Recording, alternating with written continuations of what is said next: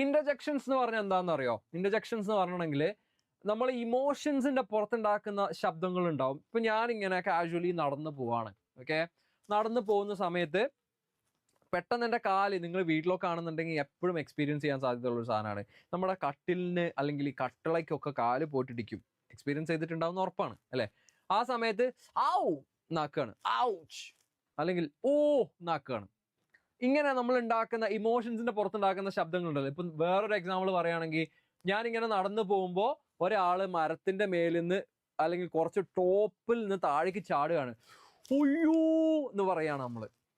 So ഇതൊക്കെയും ഇമോഷൻസിന്റെ പുറത്തുണ്ടായി വരുന്ന sounds ആണ് അല്ലെ? So wow, wow can be wow, ലാ, പിന്നെ എന്താണ്, ഓ, ആ, അങ്ങനെയുള്ള സാധനങ്ങളൊക്കെ ഉണ്ട്. അതൊക്കെയും നമുക്ക് ഇന്റർജെക്ഷൻ ആയിട്ട് പറയാൻ പറ്റും.